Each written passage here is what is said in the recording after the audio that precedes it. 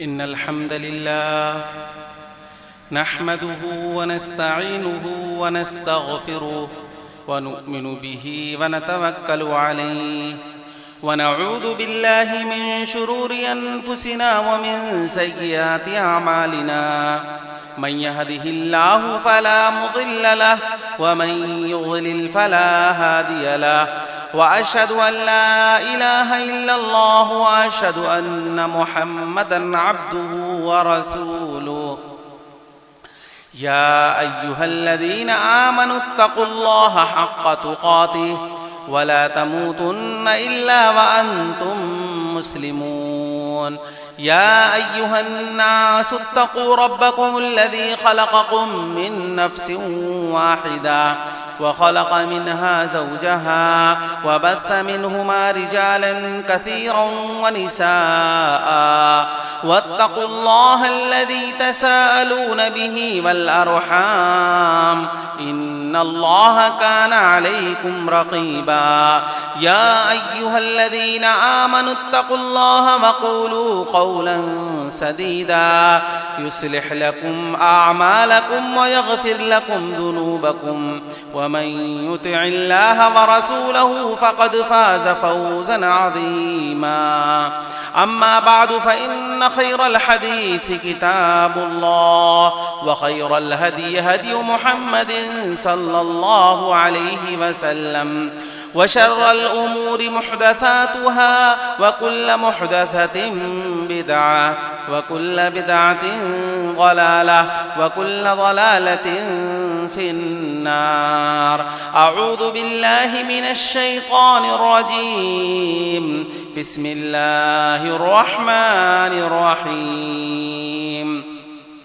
اتل ما أوحي إليك من الكتاب وأقم الصلاة إن الصلاة تنهى عن الفحشاء والمنكر ولذكر الله أكبر. معزز حاضرین جمعہ، دینی و ملی بھائیوں اور بزرگوں، پردہ نشین خواتین اسلام، ہر طرح کی تعریف، حمد و ثنا، بڑائی، بزرگی، عظمت و کبریائی اس اللہ رب العزت کے لیے لائق و زیبا ہے جو تنے تنہا اس پوری کائنات کا خالق، مالک، مربی اور پالنہار ہے، جس نے ہمیں اس دنیا کے اندر پیدا کیا اور پیدا کرنے کے بعد یوں ہی بیکار نہیں چھوڑا، بلکہ ہماری رشد و ہدایت کے لیے انبیاء کرام کا ایک سلسلہ جاری کیا، جس کی آخری کڑی جناب محمد الرسول اللہ صلی اللہ علیہ وسلم ہے۔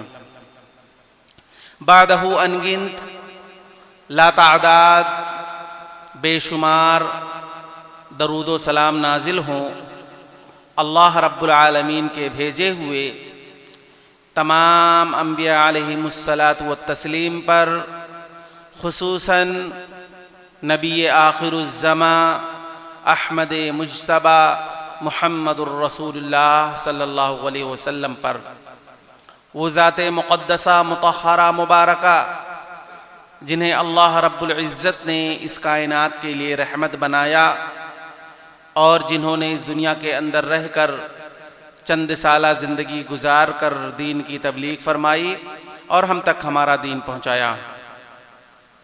محترم بھائیوں، جیسا کہ ہم سب جانتے ہیں کہ اس دنیا کے اندر ہماری زندگی کا مقصد، ہماری اور آپ کی پیدائش کا مقصد کیا ہے، یہ سب ہم جانتے ہیں کہ اللہ رب العالمین نے ہمیں، آپ کو، ہم سب کو اپنی عبادت کے لیے پیدا کیا ہے، اور عبادت اور بندگی کے جتنے مظاہر ہیں ان تمام مظاہر میں سب سے اہم مظہر اور عبادتوں اور بندگی میں سب سے اہم عبادت جو ہے وہ ہے نماز۔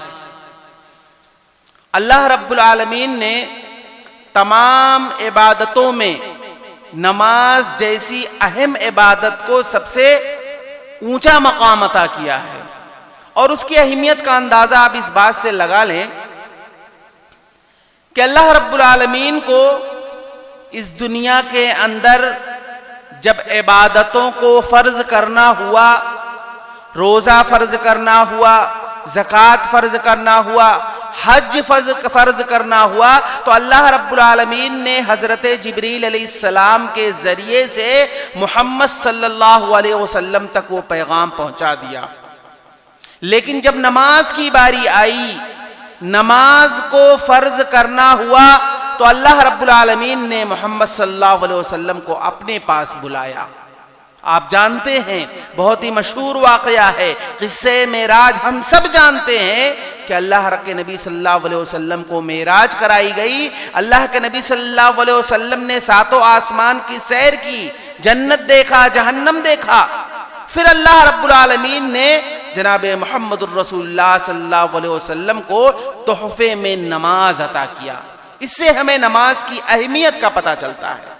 آپ دیکھیے قرآن مجید، آپ سورہ مومنون پڑھیے، سورۃ المؤمنون کی ابتدائی آیتوں میں اللہ رب العالمین نے کیا پیغام دیا؟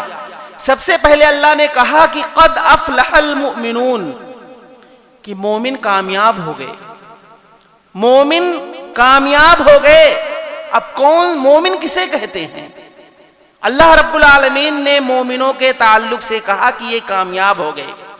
اس کے بعد کی آیتیں اگر آپ سلسلہ وار پڑھیں گے تو آپ کو پتا چلے گا، آپ اس پر دھیان دے کر، توجہ دے کر آپ پڑھیں گے تو آپ دیکھیے کہ اللہ رب العالمین نے جب مومنوں کے عملی صفات کا تذکرہ کیا تو کیا کہا؟ سب سے پہلے کہا قد افلح المؤمنون الذین هم فی صلاتهم خاشعون،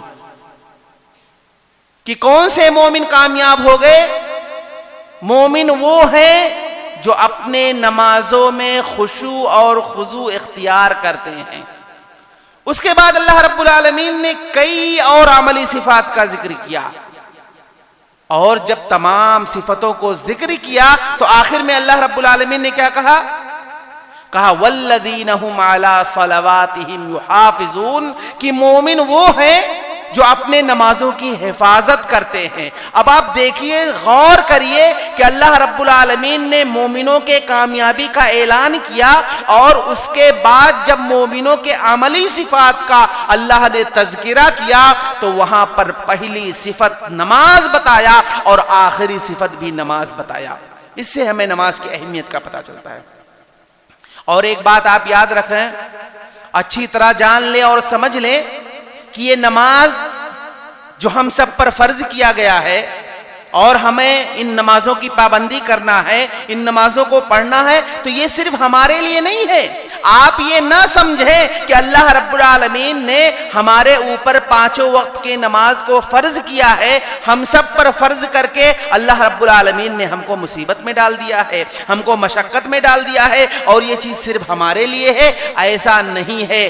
آپ پڑھ ڈالیے، آپ پوری اللہ کے نبی صلی اللہ علیہ وسلم سے پہلے کی زندگی کو اگر آپ پڑھ ڈالیے، حضرت آدم علیہ السلام سے لے کر کے حضرت عیسیٰ علیہ السلام تک آپ دیکھیے، اس دنیا کے اندر جتنے بھی انبیاء آئے، اس دنیا کے اندر جتنی قومیں آئیں، اس دنیا کے اندر جتنی بھی امتیں آئیں، سب کے اوپر اللہ رب العالمین نے نماز فرض کیا تھا۔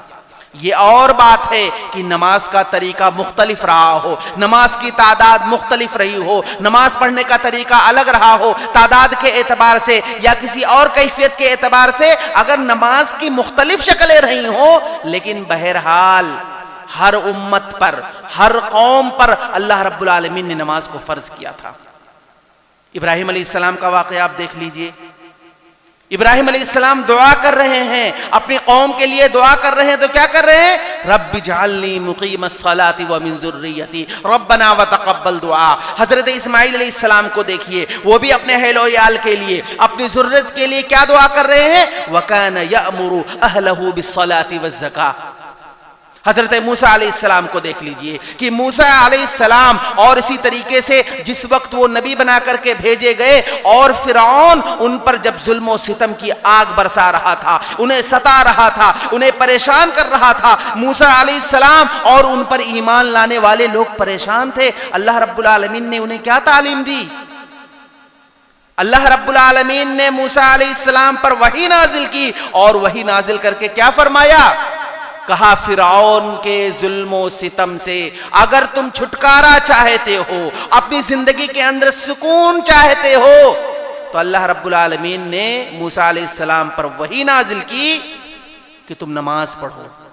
جب تم نماز پڑھو گے تمہیں سکون ملے گا، اور فرعون جو تم پر ظلم و تشدد کی آگ برسا رہا ہے اس کے اگر تمہیں نجات چاہیے تو تم نماز پڑھو۔ آپ قرآن پڑھیے سورہ طٰہٰ کے اندر اللہ رب العالمین نے واضح طور پر یہ پیغام دے دیا، زندگی میں اگر تمہیں سکون چاہیے تو تمہیں نماز پڑھنا ہے۔ اور یہی نہیں بلکہ آپ دیکھیے نبیوں کا سلسلہ بالترتیب آپ پڑھتے جائیے۔ حضرت عیسیٰ علیہ السلام کا تذکرہ آپ پڑھیے، عیسیٰ علیہ السلام کی پیدائش ہوتی ہے، عیسیٰ علیہ السلام ابھی پیدا ہوئے ہیں، چھوٹے سے ہیں۔ حضرت مریم علیہ السلام جب قوم والوں کے سامنے حضرت عیسیٰ علیہ السلام کو لے کر آتی ہیں، قوم والے پریشان ہو جاتے ہیں اور طرح طرح کا سوال شروع کرتے ہیں، کہتے ہیں کہ اے مریم، یہ اولاد تمہارے پاس کہاں سے آئی؟ ابھی تو تمہاری شادی بھی نہیں ہوئی ہے، اس کا جواب ہمیں چاہیے۔ مریم علیہ السلام خاموش رہتی ہیں، ان کو کوئی قوم والوں کو کوئی جواب نہیں دیتی ہے۔ فاشارت الیہ، انہوں نے حضرت عیسیٰ علیہ السلام جو ابھی پیدا ہوئے ہیں ان کی طرف انہوں نے اشارہ کیا، تو اس وقت عیسیٰ علیہ السلام کو جب اللہ رب العالمین نے قوت گویائی عطا کی، بولنے کی طاقت دی، زبان میں صلاحیت پیدا کی، تو عیسیٰ علیہ السلام جب گفتگو کرنے لگے تھے تو قوم والوں کے سامنے کیا کہا؟ انی عبد اللہ آتانی الکتاب وجعلنی نبیا وجعلنی مبارکا اینما کنت واوصانی بالصلاۃ والزکاۃ ما دمت حیا وبرا بوالدتی ولم یجعلنی جبارا شقیا۔ کہ قوم والوں کے سامنے حضرت عیسیٰ علیہ السلام جب گفتگو کر رہے ہیں اور اسی طریقے سے ان سے بات چیت کر رہے ہیں، تو عیسیٰ علیہ السلام اس وقت قوم والوں سے کیا کہا میرے رب نے مجھے حکم دیا ہے کہ جب تک میں زندہ رہوں گا نماز کی ادائیگی کرتا رہوں گا، نماز کی محافظت کرتا رہوں گا، نماز کو پڑھتے رہوں گا اور زکوٰۃ کی ادائیگی کرتا رہوں گا۔ عیسیٰ علیہ السلام ابھی چھوٹے سے ہیں، ابھی پیدائش ہوئی ہے، نماز کے تعلق سے اپنے قوم والوں کو خبردار کر رہے ہیں۔ گویا کہ اللہ رب العالمین نے حضرت عیسیٰ علیہ السلام کو بھی نماز کا حکم دیا تھا۔ تو یہ چیز صرف اور صرف ہمارے لیے نہیں ہے۔ زکریہ علیہ السلام کو دیکھیے، زکریہ علیہ السلام کی عمر بہت زیادہ ہو چکی ہے، اتنی عمر کو پہنچ چکے ہیں کہ ایسے وقت میں آدمی اولاد کے سلسلے میں مایوس ہو جاتا ہے، لیکن اولاد نہیں ہے، آرزو ہے، تمنا ہے، چاہتے ہیں کہ اللہ رب العالمین کوئی اولاد دے دے۔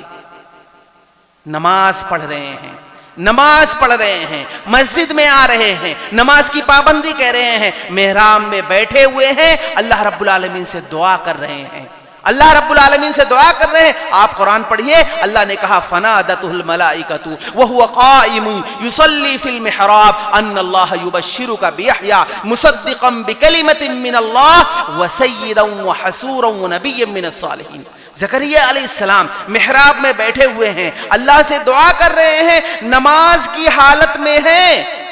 اسی نماز کی حالت میں اللہ رب العالمین نے خوشخبری اتار دی، خوشخبری دے دی اور کہا اے زکریا خوش ہو جائیے، تمہارے یہاں اولاد ہونے والی ہے، اور وہ ایسی اولاد، ایسا لڑکا جس کا نام یحییٰ ہوگا۔ خوشخبری کب ملی؟ کس حالت میں ملی؟ نماز کی حالت میں اللہ رب العالمین نے حضرت زکریا علیہ السلام کو خوشخبری دی۔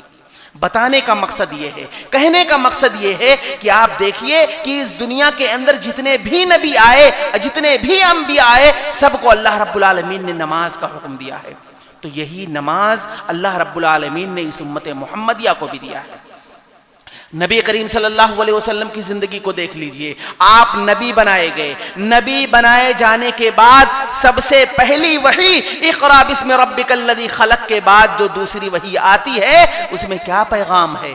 اس میں پیغام یہی ہے کہ اے نبی صلی اللہ علیہ وسلم آپ کھڑے ہو جائیے اور نماز کا اہتمام کریے. یا ایھا المزمل قم اللیل الا قلیلا نصفہ او انقص منہ قلیلا او زد علیہ ورتل القرآن ترتیلا انا سنلقی علیک قولا ثقیلا. یہ آیت کریمہ کیوں نازل ہوئی؟ یہ آیت کریمہ جب نازل ہوئی تو اللہ کے نبی صلی اللہ علیہ وسلم کو قیام کرنے کے لیے، رات میں کھڑے ہو کر عبادتیں کرنے کے لیے اللہ رب العالمین نے یہ پیغام دیا. تو نبی کریم صلی اللہ علیہ وسلم کو بھی یہی پیغام ملا. اب اس دنیا کے اندر آدمی جب مر جاتا ہے، قبر میں چلا جاتا ہے، اور قبر میں جانے کے بعد جب فرشتے اس کے پاس آئیں گے، سوال و جواب کا سلسلہ شروع ہونے والا رہتا ہے، تو جو بندہ مومن ہوتا ہے، جو بندہ مسلمان ہونے کے ساتھ ساتھ مومن ہوتا ہے، اپنی زندگی کے اندر نماز ہوتی ہے، اس کے زندگی کے اندر نماز کی ادائیگی کرتا ہے، تو اللہ کے نبی صلی اللہ علیہ وسلم بیان فرماتے ہیں کہ اس قبر کے اندر جب سوال و جواب کا ٹائم ہوتا ہے، وقت ہوتا ہے، تو وہ عصر کی نماز کا وقت وہاں پر دکھائی دیتا ہے. ایسا ماحول اور ایسی صورت دکھائی جاتی ہے، ایسا لگتا ہے کہ اب سورج ڈوبنے والی ہے. فرشتے آتے ہیں، اسے اٹھاتے ہیں، سوال و جواب کا سلسلہ شروع ہونے والا رہتا ہے. لیکن جو مومن ہوتا ہے وہ کیا کہتا ہے؟ فرشتے سے کہتا ہے کہ تم ہٹو، ابھی مجھے عصر کی نماز پڑھنی ہے، عصر کی نماز مجھے پڑھنی ہے، پہلے میں عصر کی نماز پڑھ لوں، اس کے بعد سوال و جواب کا سلسلہ مجھ سے شروع کرو. کہنا یہ ہے کہ جو آدمی اس دنیا کے اندر نماز پڑھتا ہے، نماز کی ادائیگی کرتا ہے، تو مرنے کے بعد، قبر میں جانے کے بعد بھی اس کے دل میں یہ خواہش پیدا ہوتی ہے کہ وہ نماز پڑھے. اللہ رب العالمین جو منظر دکھاتا ہے وہ عصر کا وقت ہوتا ہے. تو یہ نماز پڑھنے کا فائدہ ہے. آپ دیکھیے، قرآن مجید پڑھ ڈالیے آپ. قرآن مجید کے اندر ایک مقام پر نہیں، دو مقام پر نہیں، بلکہ متعدد مقامات پر آپ پڑھتے جائیے. آپ دیکھیے اللہ رب العالمین نے مختلف طریقے سے، مختلف پیرائے سے، مختلف انداز میں اللہ رب العالمین نے نماز کے تعلق سے ذکر کیا ہے. اور جو آدمی اس دنیا کے اندر رہتے ہوئے نماز کی پابندی کرتا ہے، نماز پڑھتا ہے، تو اس کی زندگی اس سے متاثر ہوتی ہے. انسان کی زندگی کے اندر چینجنگ آتی ہے، انسان کی زندگی کے اندر تبدیلی آتی ہے. آپ دیکھیے اللہ رب العالمین نے قرآن مجید کے اندر کیا کہا؟ اتل ما اوحی الیک من الکتاب واقم الصلاۃ ان الصلاۃ تنہی عن الفحشاء والمنکر.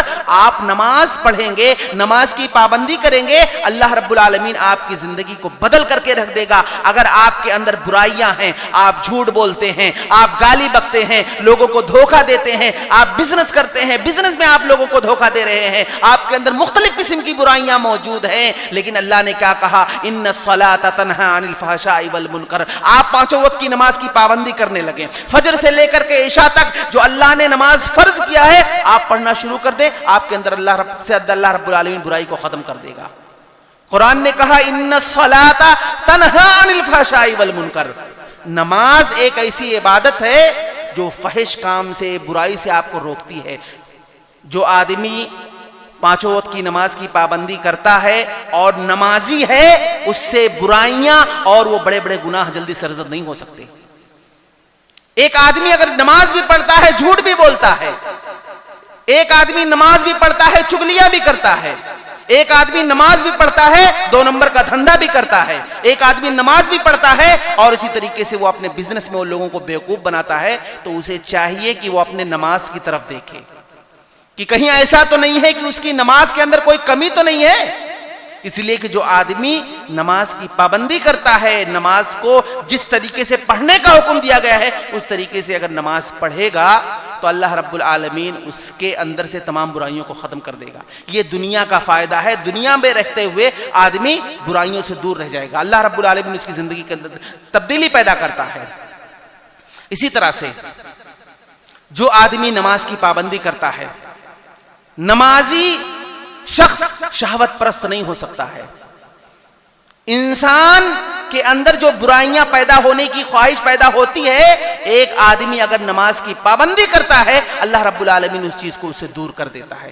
آپ دیکھیے اللہ رب العالمین نے قرآن مجید کے اندر انبیاء علیہم الصلاۃ والتسلیم کی تعریفیں کی، اس کے بعد صحابہ کرام کی تعریفیں کی۔ کیوں تعریفیں کی؟ ان کا معاملہ یہ تھا کہ وہ نماز کی پابندی کرتے تھے۔ اللہ رب العالمین نے آگے کیا کہا؟ فخلف من بعدهم خلف اضاعوا الصلاۃ واتبعوا الشہوات فسوف یلقون غیا، کہ کچھ ایسے لوگ انبیاء کی جماعت کے بعد اللہ نے کہا کچھ ایسے لوگ پیدا ہو گئے جن لوگوں نے اپنے نماز کو ضائع کر دیا۔ جب ان لوگوں نے نماز کو ضائع کیا تو کیا ہو گئے؟ شہوت پرست ہو گئے۔ واتبعوا الشہوات، وہ شہوت پرست ہو گئے۔ اللہ نے کہا فسوف یلقون غیا، ایسے لوگ جہنم کے اندر داخل ہوں گے۔ تو کیا پتا چلا کہ نماز آدمی جب پڑھتا ہے، نماز کی پابندی کرتا ہے تو اللہ رب العالمین اس کی زندگی کو مؤثر بناتا ہے، اس کی زندگی کے اندر تبدیلی آتی ہے اور وہ شہوت پرست نہیں ہو سکتا ہے۔ اور آپ دیکھیے نبی کریم صلی اللہ علیہ وسلم کا معاملہ یہ تھا کہ آپ صلی اللہ علیہ وسلم اور آپ کے اصحاب کا معاملہ یہ تھا کہ جب بھی کوئی شخص نبی کریم صلی اللہ علیہ وسلم کے دور میں اسلام قبول کر لیتا تھا تو نماز چھوڑنا تو دور کی بات، وہ شخص مسجدوں میں آ کر کے پہلے صف کے انتظار میں ہوتا تھا۔ ہر شخص کی خواہش یہی ہوتی تھی صحابہ کرام میں کہ وہ پہلے صف میں آ کر کے نماز پڑھے۔ نماز چھوڑنا، نماز ترک کرنا یہ تو ان کے تصور میں ہی نہیں تھا۔ اس دور میں جو اسلام قبول کر لیتے تھے تو جن کے دل میں نفاق ہوتا تھا، جن کے دل میں کفر چھپا ہوتا تھا، وہی لوگ نماز سے دور بھاگتے تھے۔ جو صحابہ کرام تھے نماز اسلام قبول کرنے کے بعد وہ لوگ تو نماز چھوڑنا دور کی بات، ان کے دل میں یہ تصور تک نہیں آتا تھا۔ اسی لیے اللہ رب العالمین نے قرآن مجید کے اندر ان کی تعریفیں کی ہے۔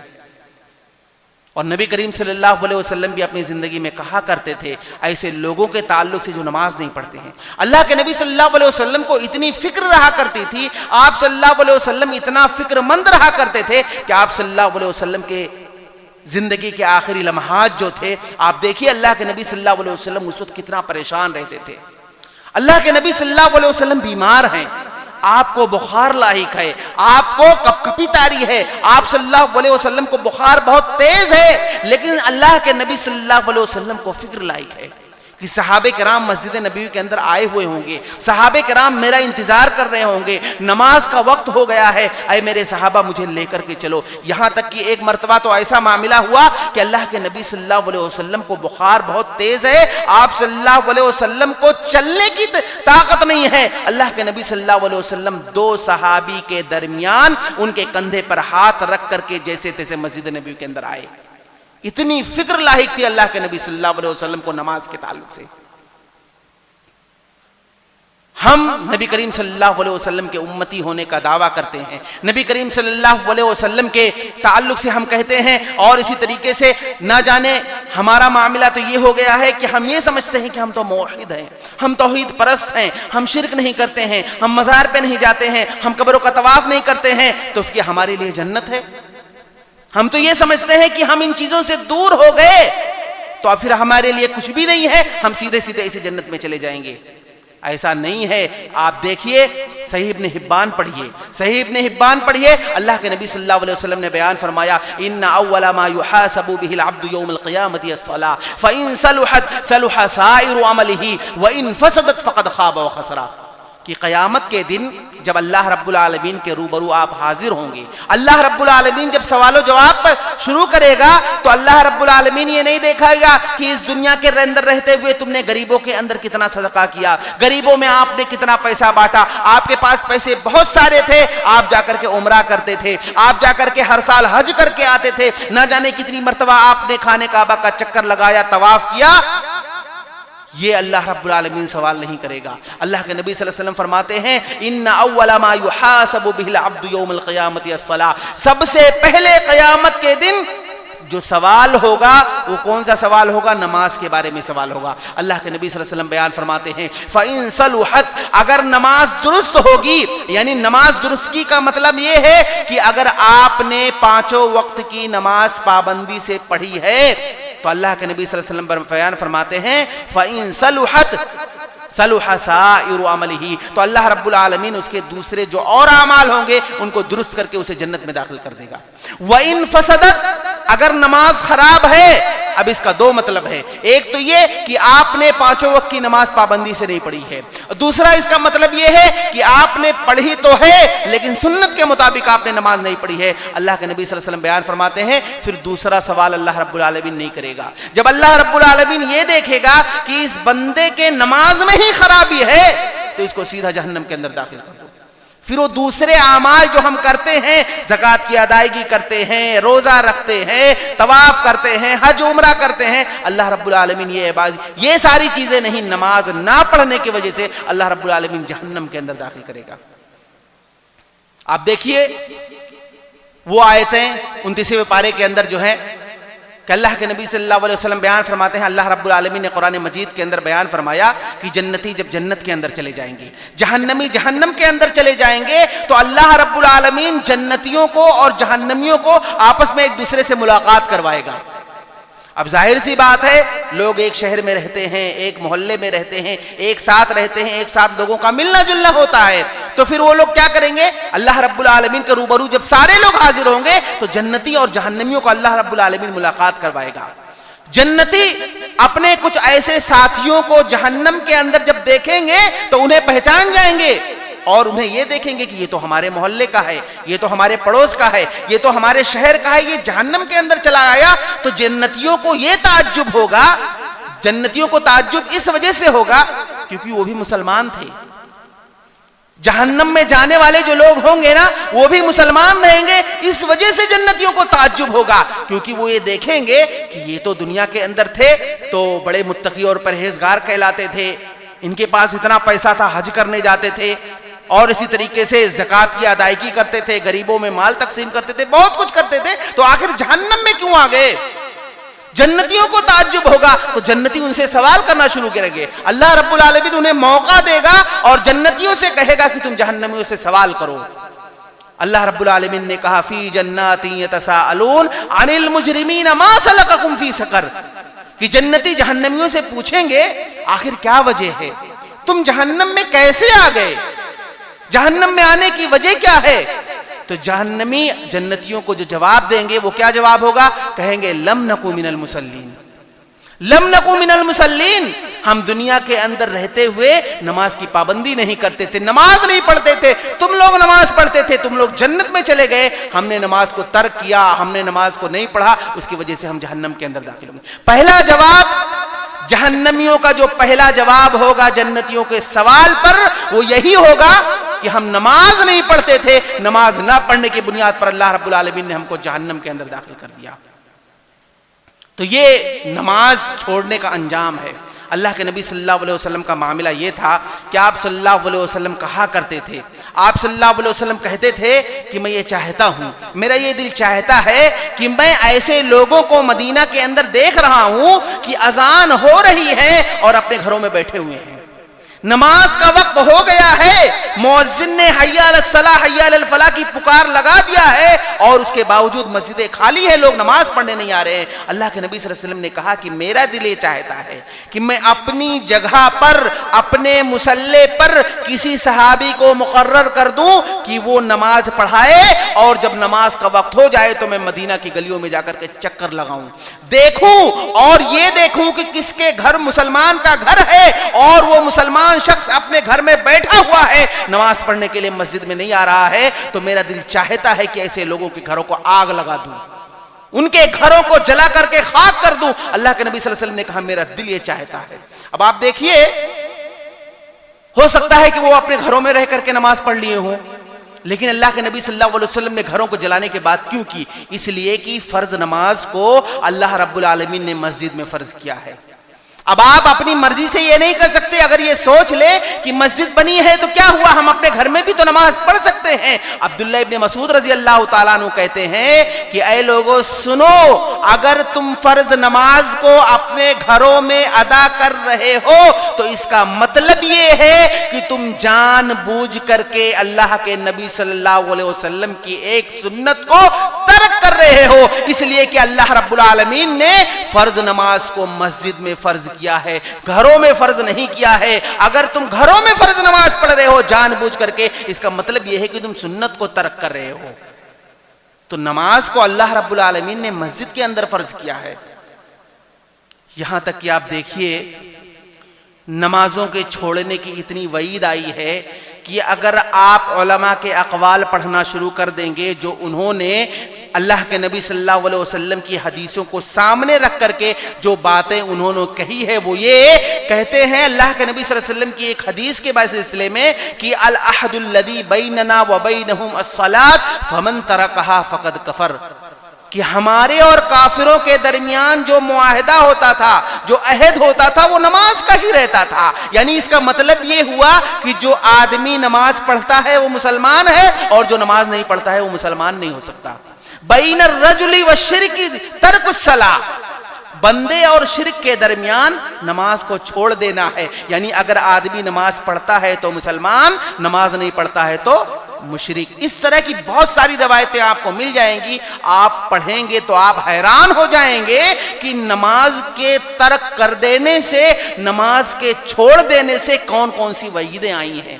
یہاں تک کہ آپ دیکھیے اللہ کے نبی صلی اللہ علیہ وسلم نے بیان فرمایا قرآن مجید کے اندر, اللہ رب العالمین نے کہا حافظوا علی الصلوات والصلاۃ الوسطی, کہ تم نمازوں کی حفاظت کرو اور خصوصاً عصر کی نماز کی حفاظت کرو. اور ایک روایت کے اندر آتا ہے کہ جس شخص نے عصر کی نماز کو ترک کر دیا, عصر کی نماز کو چھوڑ دیا, اس آدمی کی حالت ایسے ہے, اس کا معاملہ ایسے ہے کہ اس کا گھر ہے, اس کے اولاد ہیں, اس کے بچے ہیں, اس کے پاس جائیداد ہے, اس کے پاس کھیتیاں ہیں, اللہ رب العالمین نے سب کے سب کو ہلاک و برباد کر دیا, وہ تنہا بچا ہے.